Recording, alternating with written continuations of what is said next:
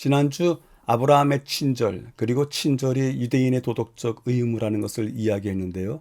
여러분들께서도 보셨겠지만 뜻밖의 찬반이 많은 신문 기사를 접하게 되었습니다. 노부부가 하마스에게 사로잡혔습니다. 유대인 할머니 애들이는 집 밖에서 총성이 나고 곧 집 안으로 그들이 들어왔지만 당황하지 않고 통조림 파인애플, 차, 쿠키 등을 대접했습니다. 그리고 아랍어 노래까지 들려줬습니다. 할머니의 친절과 대접으로 총질을 하던 사람들의 마음은 부드러워졌고, 비록 비극적인 결론으로 끝났지만 노부부는 살아남았습니다. 일주일 동안 평안하셨는지요? 위급한 순간에 생존하기 위하여 친절을 베푼다면 어색하고 표시도 날 터인데, 그것이 평범한 하루의 일상이고 자연스러운 몸짓이었기에 위기에도 빛났던 듯 싶습니다. 우리의 하루하루도 매일이 전쟁터와 같다고 이야기합니다. 그러한 상황에서 나를 구원하고 이웃을 구원하는 방법은 친절함에 있다고 생각합니다. 이번 주 제5과의 제목은 선교를 거절하는 변명들입니다. 지난주에 아브라함에 대한 이야기를 했고요. 오늘의 주인공은 요나입니다. 그는 하나님의 부르심을 모른 척하고 자기 방식대로 도망친 하나님의 사자로 기억되는데요. 그는 왜 그렇게 처신했을까요? 이번 주는 그것을 다루어 보게 됩니다. 요나의 모습 속에 담겨져 있는 우리의 모습을 조명하게 되겠습니다. 제5과의 기억절입니다. 내가 또 주의 목소리를 들으니 주께서 이르시되 내가 누구를 보내며 누가 우리를 위하여 갈꼬 하시니 그때 내가 이르되 내가 여기 있나이다 나를 보내소서. 이사야 6장 8절에 있는 말씀입니다. 내가 여기 있나이다 나를 보내소서는 유명한 성경 구절입니다. 이사야가 어떤 확신을 가지고서 내가 여기 있다고 자신의 위치를 이야기하고 나를 보내소서라고 하면서 자기의 확신을 나타내었는지 차츰 배우게 될 터인데요. 오늘 이사야의 고백을 기준 삼는다면 요나는 내 안에 하나님의 자리는 없습니다. 나는 아닙니다. 이렇게 이야기하는 것은 아닌지 생각해 보게 됩니다. 기억절 말씀을 간단하게 줄여보겠습니다. 누가 우리를 위하여 갈고 나를 보내소서. 하나님의 질문과 그 질문에 대한 이사야의 자언하는 목소리가 들리는 듯 싶습니다. 매일의 주제입니다. 일요일 사명을 피하는 변명 두려움, 월요일 사명을 피하는 변명 잘못된 견해, 화요일 사명을 피하는 변명 불편, 수요일 사명을 피하는 변명 불편한 대면, 목요일 내가 여기 있나이다 나를 보내소서. 오늘 매일의 주제는 요나가 하나님께서 주신 사명을 피하는 방법을 찾아냈고 그 찾아낸 방법들에 대해서 네 날을 두고서 해석하고 있습니다. 특히 첫째 날은 역사적으로 마주친 당대의 상황을 보여주고 있는데요. 살펴보는 시간을 갖도록 하겠습니다. 본문의 5주제를 구분하여 재구성해 보도록 하겠습니다. 일요일, 월요일, 화요일, 수요일 제목에서 나타나듯이 사명을 피하는 변명 이렇게 나와 있습니다. 사명 피하기, 거기에는 이유가 있다. 요나에게서도 그랬습니다. 목요일 날을 결론으로 내가 여기 있나이다 나를 보내소서 이사야의 말씀을 인용하고 있습니다. 전체 배경을 확인하도록 하겠습니다. 중심어입니다. 순종한 것은 반대 방향으로 도망쳤다. 변명을 만들어내는 아브라함처럼 순종하는 사람도 있다. 그러나 요나처럼 반대 방향으로 가는 사람도 있다. 전체 배경의 큰 주제는 요나 순종하지 않고 도망치면서 변명했다. 이렇게 정리할 수 있을 듯 싶습니다. 첫 번째 영역에서요. 선교사로 부름받은 모든 사람들이 아브라함처럼 순종하는 것은 아니다. 요나가 그 예입니다. 하나님은 요나를 불러 아수르의 수도 니느웨로 가서 외치도록 하였습니다. 요나는 가기를 거부한 것만 아니라 심지어 반대 방향으로 도망쳤습니다. 요빠에 도착한 요나는 현재 스페인 남부로 추정되는 다시스로 가는 배편을 마련했다. 아수르 왕에게 맞서고 싶지 않았던 요나는 니느웨에 도착하는 데 걸렸을 한 달을 반대로 도망치는 데 사용했다. 하나님의 사람 요나는 왜 그랬을까? 본문이 하도 진지하게 그리고 재미있게 표현했기 때문에 본문 그대로 읽어봤습니다. 그런데요, 마지막 부분에서는 니느웨 사람들은 악독하고 잔인하기로 악명 높았고 이스라엘과 유다를 공격한 사악한 민족이었습니다. 그럼에도 불구하고 하나님께서 요나를 부르셔서 니느웨로 가서 그 큰 악에 대해서 외치도록 하셨습니다. 그래서 니느웨로 가는 요나의 심정을 조금이나마 이해할 수 있습니다. 현대 세계사에 있어서 민족주의는 매우 중요한데요. 자기 민족을 고통에 빠지게 하고 북방 이스라엘을 멸망시켰던 아수르, 그리고 니느웨 사람들 만나라. 조금은 어색해 보이는 사명인 듯이기도 합니다. 그런데 이 장의 표현에서 창세기 18장 20절, 21절에서 하나님께서 아브라함에게 소돔과 고모라에 대해서 사용하신 표현과 매우 유사한 표현을 합니다. 그렇지만 요나의 반응은 아브라함과 사뭇 달랐습니다. 여호와께서 또 이르시되 소돔과 고모라에 대한 부르짖음이 크고 그 죄악의 심이 무거우니 내가 이제 내려가서 그 모든 행한 것이 과연 내게 들린 부르짖음과 같은지 그렇지 않은지 내가 보고 알려 하노라. 이것이 소돔과 고모라에 대한 하나님의 생각이고 아브라함에게 전해준 이야기인데요. 마찬가지로 요나에게도 이런 이야기를 하십니다. 너는 일어나 저 큰 성읍 니느웨로 가서 그것을 쳐서 외치라. 그 악독이 내 앞에 상달하였음이니라. 동일한 상황을 이야기하고 있습니다. 그 동일한 상황에 대해서 요나의 반응은 아브라함과 사뭇 달랐습니다. 요나의 태도에서 배우려고 합니다. 전체 배경을 요약해 보도록 하겠습니다. 아브라함처럼 요나처럼 할 수 있다. 그 이유는 무엇인가? 상황 대응 능력이 모두 다 다르기 때문이다. 그러기에 언제나 이것이 옳고 저것은 그러다 그렇게 이야기하지 말자. 때문에 이 대응 능력이 다르기 때문에 피해갈 때 그 피해가는 변명도 할 수 있다. 이것이 전체 배경에 나타나는 요지입니다. 여쭤봅니다. 모두의 성향과 상황은 다르다. 그럼에도 불구하고 어떤 의무는 여전히 남아있는가? 그리고 내게 그런 의무감이 있던가? 이렇게 여쭤볼 수 있겠습니다. 전체 배경에 나와 있는 이야기 중에 보충 설명해야 할 내용이 있어서 잠시 살펴보겠습니다. 우선 지도를 살펴보겠습니다. 요나가 도망하기 위해서 배를 타러 가는 항구는 요빠입니다. 붉은색으로 표현되어 있는데요. 요빠, 예루살렘 이렇게 표현을 해놨습니다. 다시스는 스페인 남부에 있습니다. 그리고 니느웨는 동쪽으로 가서 티그리스 강 상류에 있습니다. 이 요빠에서부터 니느웨까지 돌아가는 길, 그리고 다시스까지 도망가는 길, 이 두 거리가 상당히 먼 거리입니다. 방향도 서로 반대되는 방향이 있습니다. 요나가 참으로 멀리까지 도망가려 했다는 것을 눈으로 직접 보게 되는데요. 니느웨까지는 걸어서 한 달, 그리고 다시스까지는 배를 타고서 한 달 정도 걸리지 않았을까 기록하고 있습니다. 니느웨까지 900km, 다시스까지 3200km. 요나는 다시스로 가기로 결정을 했습니다. 이스라엘의 지도가 있고요. 수도 예루살렘이 있고 말씀드렸던 요빠가 있고요. 그리고 그 위에 갈릴리 호수 옆에 가드 헤벨이라고 하는 동네가 있습니다. 그것이 요나의 고향인데요.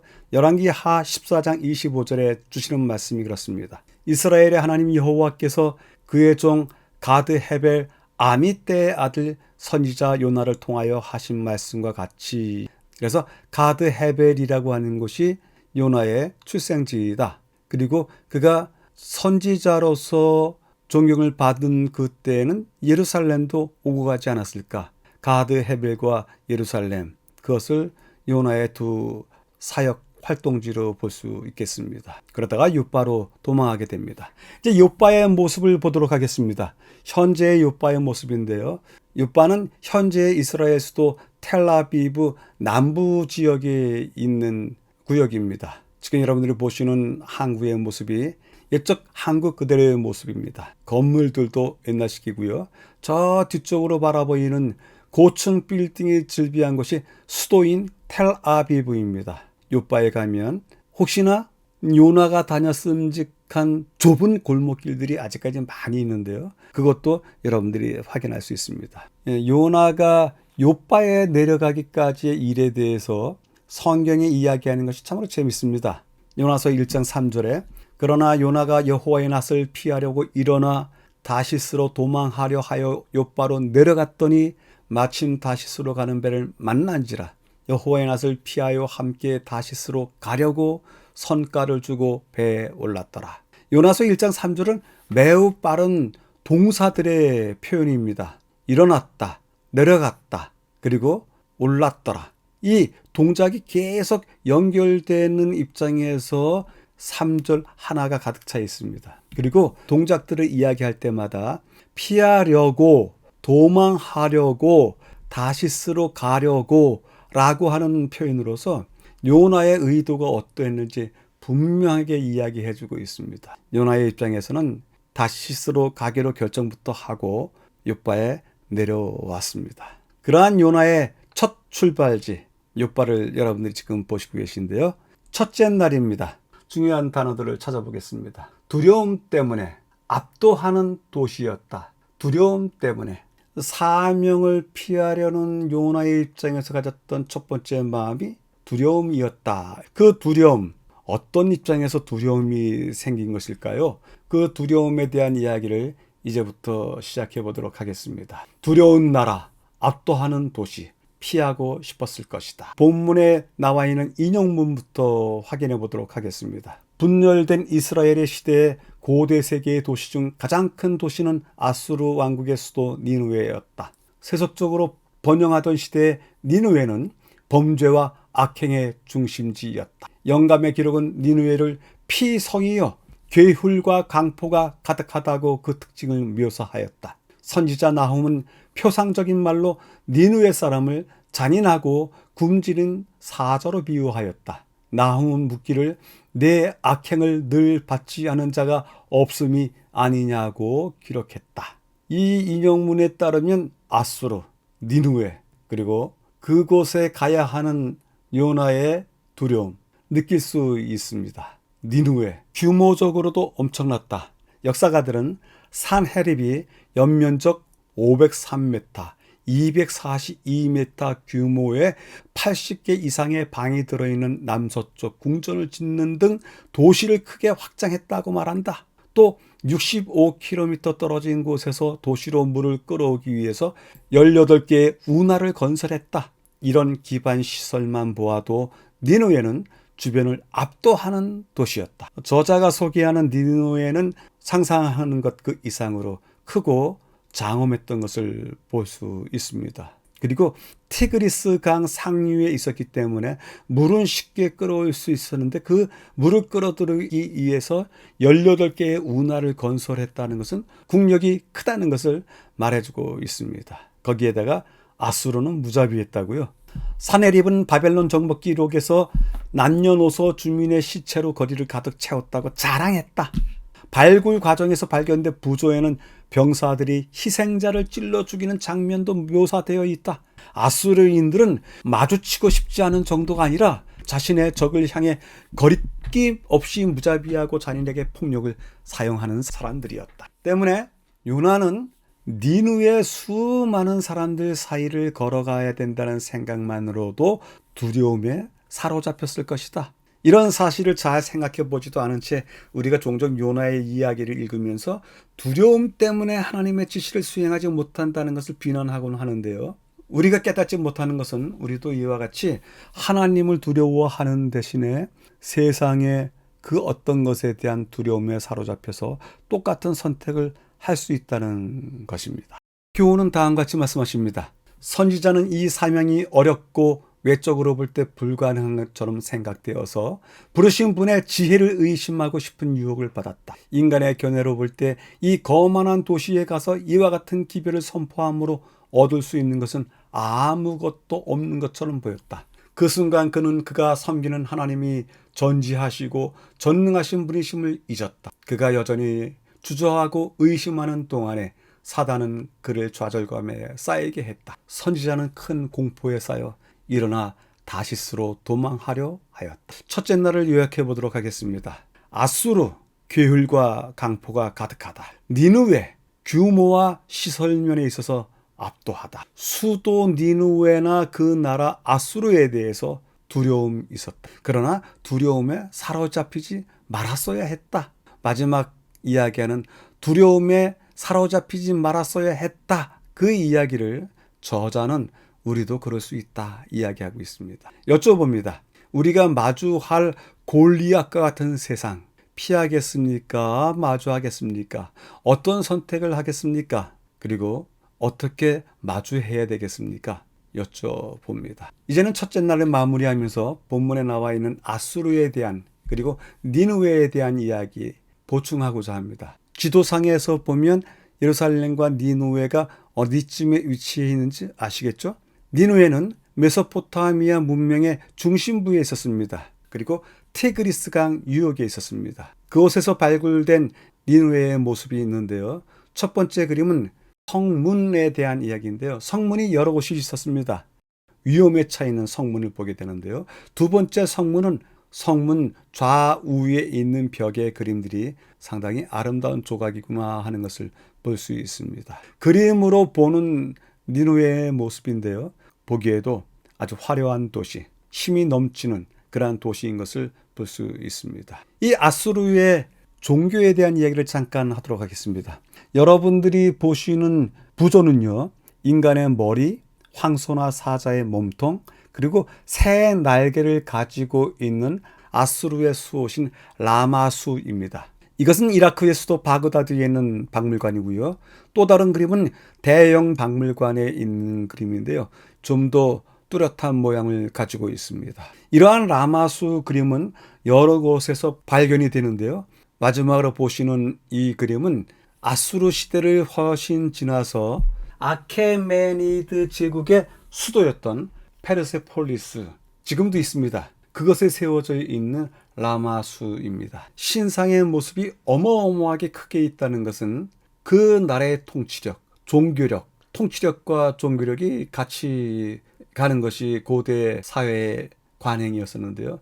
그 힘을 보여주고 있습니다. 다음에는 아수르 제국의 군사들의 모습인데요. 상당히 용맹스럽고 잘 훈련되어 있고 그리고 든든한 방패와 창을 들고 있는, 싸우면 이기는 듯한 그런 군대의 모습을 보게 됩니다. 아수르 제국 곳곳에서 발굴되는 제국의 군대들의 모습을 여러분들이 보시고 계신데요. 기마병으로서의 군대가 행진하면서 그 뒤에 죽은 사람들이 널브러져 있는 모습도 보이고요. 그다음에 창으로 찌르는 모습도 보입니다. 그리고 좀 그림이 희미하긴 하지만 이것은 아수르 군대의 용맹성을 보여주는데요. 사자를 사냥하는 모습입니다. 그리고 마지막 그림은 아주 늠름한 모습으로, 용기 백배한 모습으로 행진하는 아수르 왕국의 군사들의 모습을 그려놓고 있습니다. 그러한 나라의 틈새를 파고들어야 된다고 하는 요나의 고민이 있었을 듯 싶습니다. 이제는 아수르 제국의 왕들에 대해서 살펴보고자 하는데요. 첫 번째 왕은 사르곤 2세라고 합니다. 성경책에도 말씀이 나와 있습니다. 아수르의 사르곤 왕이 다르단을 아스돗으로 보내매 그가 와서 아스돗을 쳐서 취하던 해니라. 사르곤 왕에 대한 이야기가 나와 있고요. 두 번째 왕은 사네립이라고 합니다. 열왕기하 18장 13절입니다. 히스기야 왕 14년에 아스루 왕 사네립이 올라와서 유다의 모든 견고한 성을 쳐서 취하니라. 이 두 왕 외에도요, 이스라엘 왕 베가 때에 아스루 왕 디글랏 빌레셋이 와서, 디글랏 빌레셋이라고 하는 왕도 나와 있고요. 그 다음에 히스기야 왕 제4년에 아수르의 왕 살만 에셀이 사마리아로 해서 아수르의 왕 살만 에셀 이야기도 나옵니다. 성경 시대와 이 아수르 시대가 겹치고 아수르 왕들에 의해서 북방 이스라엘과 남방 유다가 많은 시험을 당했던 이야기, 그리고 결국은 아수르에 의해서 북방 이스라엘이 멸망한 이야기를 이곳에 적어놓고 있습니다. 이렇게 거대한 제국, 난폭한 폭력적인 제국, 그 제국이 보여준 전쟁 중에서 직접적으로 성경에 나와 있는 전쟁이 하나 있는데요. 라기스 전투라고 합니다. 라기스는 예루살렘과 헤브론, 중요한 두 도시죠. 헤브론은 상당히 중요한 남부 도시입니다. 그곳에 아브라함과 이삭과 야곱의 무덤이 있습니다. 그런데 그 헤브론 바로 옆에 라기스라고 하는 도시가 있는데요. 예루살렘을 정복하기 위해서는 라기스를 꼭 거쳐가야 됐습니다. 텔 라기스라고 해서 아주 오래된 라기스의 모습이 지금은 어떤 언덕처럼 남아있는데요. 그 라기스의 모습입니다. 이 라기스에서 전투가 있었습니다. 라기스 성을 포위 정복하는 그림입니다. 잘 보이시진 않더라도 이러한 벽화가 지금 그대로 남아 있습니다. 두 번째 그림은 아수르 군사가 사로잡힌 군인의 참수형을 하고 있습니다. 세 번째 그림은 이스라엘이 조공을 바치는 모습인데요. 네 번째 그림은 피난 가는 일반 백성들의 모습을 보고 있습니다. 그리고 마지막 그림이 중요한데요. 본문에도 나와 있습니다. 사내립이 전쟁을 하고서 시체들이 시내 가득히 쌓이게 되었다. 이런 모습이 걸려져 있는데요.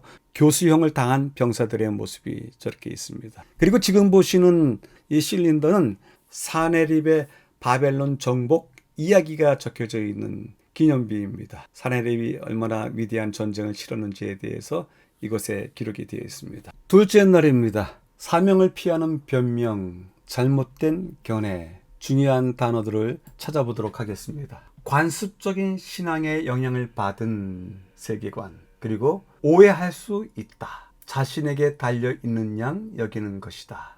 둘째 날의 전체 요약은 관습, 오해, 자만적인 생각으로 인해서 그가 사명을 피하는 변명을 찾게 되었다. 내용들을 확인하도록 하겠습니다. 폭풍이 닥쳤을 때 요나는 자신을 탓했습니다. 그의 태도에서 우리는 당시 많은 사람들이 가지고 있던 하나님 또는 신들에 대한 세계관과 그 이해를 엿볼 수 있는데요. 그들은 다양한 신들이 각각의 땅을 주관한다고 믿었습니다. 대부분 하나님 종교 이외의 많은 종교들은, 대다수의 종교들은 그렇습니다. 신들이 많다. 그 신들은 자연의 각 대상들을 다 신으로 만들고 있다. 마찬가지로 바다 또한 혼란스러운 악마들의 영역이었다고 생각을 했다. 가능합니다. 왜냐하면 바다는 무섭습니다. 보이지 않습니다. 그 실체가 드러나지 않은데 깊기까지 합니다. 그렇기 때문에 악마들의 영역이라고 생각했다. 선원들이 가지고 있었던 세계관, 바다의 신들이 분노했기 때문에 폭풍우가 일어난다. 따라서 신의 분노를 달래야 된다. 희생이 필요했다. 그래서 요나는 히브리인이었지만 당시의 사회적인 관습, 그 관습이 신앙의 영향을 받은 세계관을 가지고 있었을 가능성이 크다. 요나는 여호와를 섬기는 이스라엘을 벗어나서 이방 문화권 지대에서 여행을 하고 있었습니다. 거기서 여호와께서 주관자이심을 고통스럽게 배웠습니다. 왜냐하면 그 세상은 여호와께서 주관자이시다라는 것을 인정하지 않고 받아들이지 않는 사회적인 분위기, 세계관 속에 살았기 때문에 그러한 가치관, 상식, 그것들의 영향을 받아서 그가 잠시 하나님에 대해서도 오해할 수 있었습니다. 바람과 파도는 하나님의 것입니다. 물고기도 그렇습니다. 그래서 땅과 거기에 충만한 것과 세계와 그 가운데 사는 자들은 다 여호와 것이로다 이렇게 했는데도 불구하고 요나는 그렇지 못했던 듯 싶습니다. 자신을 탓하는 것입니다. 그리고 결국은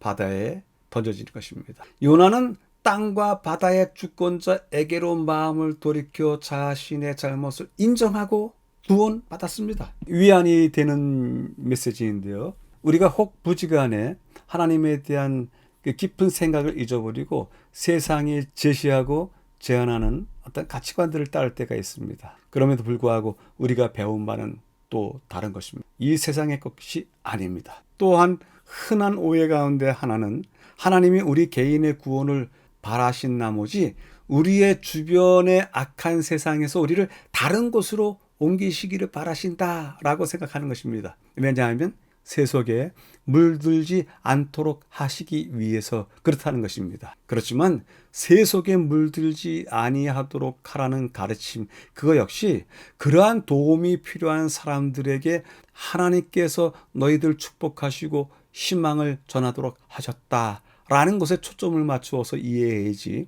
우리가 세속에 물들지 않기 위해서 도망가야 된다, 따로 떨어져 있어야 된다, 그런 식으로 오해해서는 안 된다고 말씀을 주십니다. 선교에 대한 하나님의 부르심을 받아들이지 못하는 또 다른 오해가 있는데요. 성공이 우리 자신에게 달려있는 것인 양 여기는 것입니다. 자칫하면 우리는 선교를 하면서 내 자신이 구원자처럼 일한다고 착각할 수 있습니다. 그러나 요나의 경우에서 볼 수 있듯이 영혼을 구원하는 것은 사람의 능력이 아니고 오직 하나님께서만이 구원하시는 것입니다. 우리는 하나님의 그 구원하신 사역의 협력자이십니다. 우리가 비록 하나님께서 우리 자신을 변화시키신 놀라운 역사에 대해서 하나님을 찬양하는 간증을 드릴 수 있지만 오직 하나님만이 사람들을 그분께로 이끌 수 있습니다. 우리가 우리의 간증을 통해서 이끌 수 있다고 생각하는 것 자체가 오해일 수 있습니다. 우리는 진리의 씨앗을 심을 수 있지만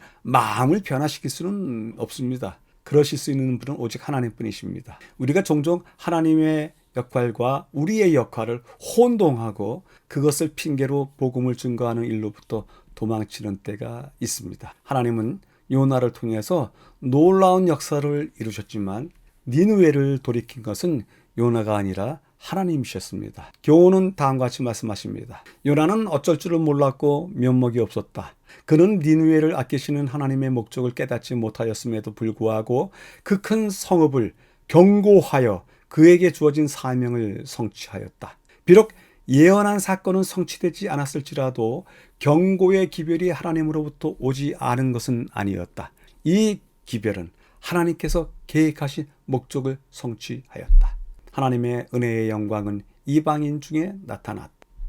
비록 요나에 의해서 선포가 되고 그 성이 회개하였다 한들 요나가 그들을 돌이킨 것은 아닙니다. 하나님께서 그들을 돌이키신 것입니다. 우리가 돌이킬 수 있다고 생각하는 것, 그것 자체가 오해라는 말씀을 주십니다. 둘째 날을 요약해 보도록 하겠습니다. 세상의 생각과 방식이 우리와 사는 것이 다르다. 세상의 생각과 방식, 우리와 다르다. 오해, 악한 처지에서 단번에 하나님께서 우리를 옮기실 것이다 라고 하는 오해를 갖고 있다. 그리고 우리가 구원자라고 하는 오해도 가지고 있다. 그러나 우리는 단지 하나님의 협력자일 뿐이다. 결과는 하나님께서 만들어 나가신다. 이것이 둘째 날의 요약입니다. 결과와 변화, 그것은 하나님께서 이끄신다. 그렇다면 우리의 역할은 무엇일까? 물어볼 수 있겠습니다. 셋째 날입니다. 사명을 피하는 변명, 불편. 중요한 단어들을 찾아보도록 하겠습니다. 결과는 놀라웠다. 하나님 우선순위보다 결코 앞설 수가 없다.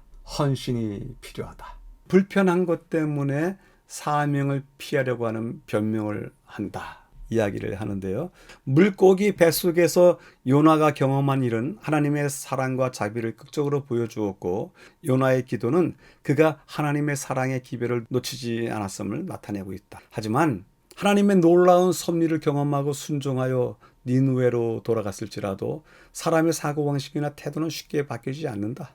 니느웨 사람들이 돌이켜 회개했기 때문에 오히려 그 결과가 불쾌했습니다. 하기 싫었던 일을 하기까지 요나가 많은 일을 겪었습니다. 그 일 때문에 하나님께서 영광을 받으셨습니다. 그러나 요나의 경우는 특별한 경우이고 하나님의 선교는 자원하여 헌신하는 사람들에 의해서 결국은 이루어지는 것입니다. 그래서 나의 가치관보다도 하나님의 가치를 우선순위로 두어야 하는 것입니다. 요나는 자신의 가치관을 우선순위에 두었고 자원하지도 않았고 헌신하지도 않았고 밀려갔던 것이 아닌가 생각이 듭니다. 요나처럼 우리도 때로는 어떤 사람들이나 집단에 다가서는 것을 막는 편견을 가지고 있을 수 있습니다. 그런데 이러한 편견을 인정하기 위해서는 겸손이 필요한데요. 그리고 겸손도 필요하지만 선교를 수행하는 데 들어가는 여러 가지 도구들이 있습니다. 시간도 들어가야 되고 정서적인 힘도 강해야 되고 재정도 들어가야 되고 우리 삶의 많은 부분 투자해야만이 이 선교가 이루어질 수 있습니다. 그래서 다른 사람들을 돌본다. 이것이 부담이 될 수도 있습니다. 내 삶과 내 문제만으로도 스트레스를 받는 이 시대에 누군가를 돌본다는 것이 너무 피곤한 일처럼 보일 수가 있는 것입니다. 이러한 일에 대해서 정말 깊은 관심이 없다고 하면 등에 지어져 있는 많은 부담들로 인해서 이 일을 잘 수행할 수가 없는 것입니다. 마지막으로 선교에 동참한다는 것은 돈에 대한 생각과 사용 방식을 바꿀 것을 요구하고 있다. 사람들을 돌보는 데는 많은 비용이 들어간다. 무엇을 또 구입해야 된다. 그것에 지출하는 서비스, 편의시설, 이 모든 것들의 비용이 들어간다. 지출이 따른다. 어떤 형태가 되든지 선교사에게는 헌신이 필요합니다. 시간의 헌신, 정서적인 부분의 헌신, 생활의 일부분을 떼어내는 구별된 영역으로서의 헌신, 그리고 재정의 헌신, 이런 것들이 필요합니다. 좋은 소식은 요나의 부족함에도 하나님께서 니느웨 사람들이 회개하도록 강력하게 역사하셨다는 것 그 자체는 좋은 소식입니다. 그러나 안타까운 것은 요나가 그 기쁨과 축복을 함께 나누지 못하면서 그 일에 동참했다는 것입니다. 극복할 수 없을 것처럼 보이는 장애물들 때문에 그리스도인은 예수 안에 있는 진리를 순종하지 못할 핑계를 찾으려고 노력할 줄 모르나 그는 심판을 견딜 수 있는 핑계를 댈 수는 없을 것이다. 그렇게 할 수 있다면 그는 하나님께서 그들이 따를 수 없는 구원의 조건들을 당신의 자녀들에게 부과하셨다는 점에서 하나님께서 공의롭지 못하시다는 것을 입증하게 될 것이다. 마음의 부담이 되는 그러한 권면이었습니다. 요약해 보도록 하겠습니다. 사고방식, 태도 잘 바뀌지 않는다. 편견을 극복하고 연대감을 위해서 정서력을 키우라. 선교에는 시간과 노력, 재정이 필요하다. 많은 것들이 필요한데 역시 시간, 노력, 재정, 우리가 할애해야 될 부분들이 뚜렷하게 구분이 되어 있습니다. 선교에 동참하기 위하여 준비해야 하는 것들이 있다. 내게는 무엇인가 여쭤봅니다.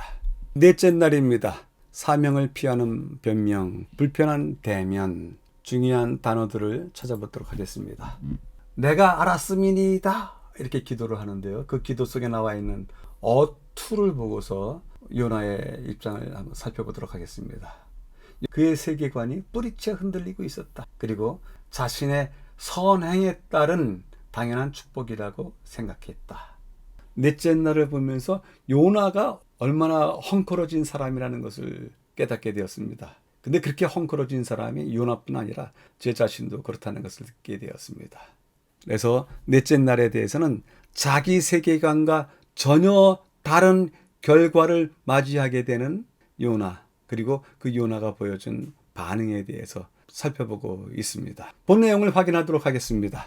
요나의 기도가 나와 있는데요. 같이 살펴보도록 하겠습니다. 여호와여, 내가 고국에 있을 때 이러하겠다고 말씀하지 아니하였나이까? 그러므로 내가 빨리 다시스로 도망하여 싸우니 주께서는 은혜로우시며 자비로우시며 노하기를 더디하시며 인애가 크시사 뜻을 돌이켜 재앙을 내리지 아니하시는 하나님이신 줄 내가 알았음이니이다. 이것이 불평의 기도입니까? 아니면 하나님에 대한 찬미의 기도입니까? 해답이 요나서 4장 1절에 나와 있습니다. 4장 1절에는 심히 싫어하고 노하여 기도하기 시작했다고 합니다. 이 기도는 하나님이 싫어요. 그리고 하나님에 대해서 분노해서 하는 기도였습니다. 그래서 이건 참으로 아름다운 기도가 아니고요. 하나님에 대해서 불평하는 기도였습니다. 하나님, 내가 다시스로 도망한 이유가 있지 않습니까? 다시스로 도망한 이유에 대해서 들으시지 아니시고 그 반대를 행하셨습니다. 내가 그럴 줄 알았습니다. 그렇게 기도하고 있습니다. 어떤 이유인가요? 두 번째 부분에 살펴보겠습니다. 요나는 하나님께서 자신을 보낸 그 사람들에 대한 뿌리 깊은 증오심을 가지고 있었습니다. 니느웨의 종말에 대한 기별이 실패로 드러났습니다. 그 백성들이 회개했습니다. 그 도성이 살아남았습니다. 그렇게 싫어했던 니느웨 성에 대한 자신의 기대가 헝클어져 버렸습니다. 자신의 체면이 이만저만이 아닙니다. 차라리 죽는 것이 낫다고 생각했습니다. 요나는 니느웨가 소돔과 고모라처럼 멸망하기를 원했던 것입니다. 그것이 모든 사람들이 바라는 것이었다라고 그렇게 생각하고 있었습니다. 그러나 일이 그렇게 일어나지 않자 그의 세계관은 뿌리채 흔들리고 있는 것입니다. 요나는 자신의 세계가 그렇게 뒤집혀지는 것을 지켜보느니 차라리 죽겠다고 하소연을 하고 있습니다. 세계관은 필요에 따라 만들어지는 것이 아닙니다. 이미 교육받아 들어온 대로, 그러한 사회 속에서 살아온 대로 체험해서 얻어지는 것이 세계관인데요. 새롭거나 다른 것을 들었다고 해서 쉽게 바뀌는 것도 아닙니다. 그럼에도 불구하고 요나는 하나님을 이전에 한 번 만났고요. 오늘 두 번째 만납니다. 그러면 이제는 하나님을 한 번 만난, 직접 그가 경험한 것으로만으로도 그의 세계관이 바뀌었어야 되는데 여전히 바뀌지 않는 모습을 보여주고 있습니다. 하나님께서 주신 새로운 경험, 그것은 요나의 세계관이 왜곡되어 있음을 인식하도록 돕기 위한 것이었습니다. 너 잘못되었다. 그래서 하나님께서 박넝쿨을 하루 만에 기적적으로 크게 자라게 하셔서 뜨거운 태양으로부터 요나가 쉴 수 있을 만한 그늘을 만들어 주셨습니다. 근데 요나의 세계관은 어떻습니까? 이 기적을 행하신 분이 하나님이시다. 그렇게 생각하지 않고 식물이 이렇게 빨리 자랄 수 있을까? 식물에 대해서 감사했습니다. 그리고 이러한 기적, 과분한 기적이라고 생각하기보다는 자신의 선행에 따른 적절하고 당연한 축복이라고 생각했습니다. 얼마나 자의식대로 자기 유리한 대로 해석하는 것이 요나의 세계관인지 요나는 그렇게 했습니다. 우리 모두도 그렇게 합니다. 내 자신에게 유리한 방식대로 세상을 바라봅니다. 요나나 우리나 동일합니다. 그런데 박농쿨이 죽자 요나는 몹시 화가 났고 자신이 어떠한 사람인지조차도 알지 못하고 죽기를 바라는 탄식하고 있습니다. 하나님께서 나타나셔서 부드러운 음성으로 무엇이 잘못되었는지 말씀해 주시고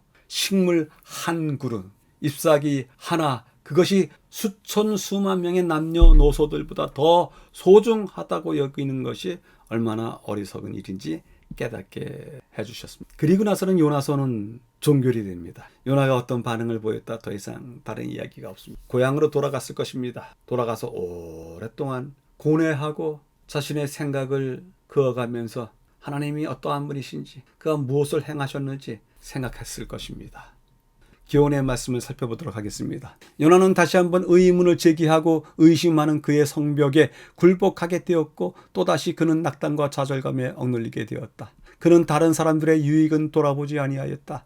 그는 살아서 그 성읍이 구원받는 것을 보기보다는 차라리 죽는 편이 낫다고 느꼈다. 그는 불만족이 가득해서 여호와여 원컨대 이제 내 생명을 취하소서 사는 것보다 죽는 것이 내게 나음이니이다라고 부르짖었다.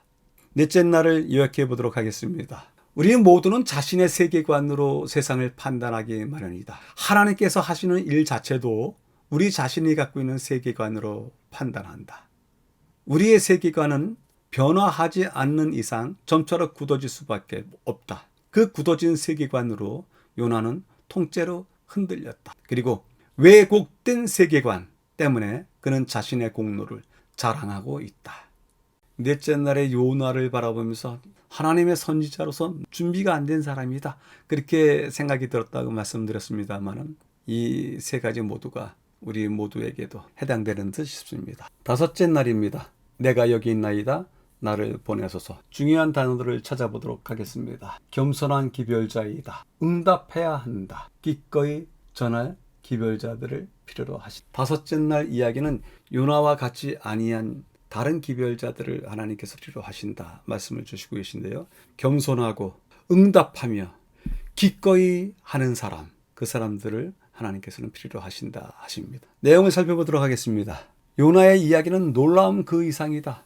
요나의 빈약한 경고에도 불구하고 하나님께서는 니느웨 사람들을 구원할 수 있었다. 하나님께서만이 사람의 마음을 움직여서 죄를 깨닫게 하고 변화시키게 하십니다. 오직 하나님만이 그러십니다. 우리의 역할은 다만 그분의 통로가 되는 것일 뿐입니다. 그것을 엄중히 상기시켜야 됩니다. 어느 때 우리는 우리가 하나님의 통로가 된다고 생각하면서 그 통로인 내 자신의 영광을 이야기하는 때도 있는데요.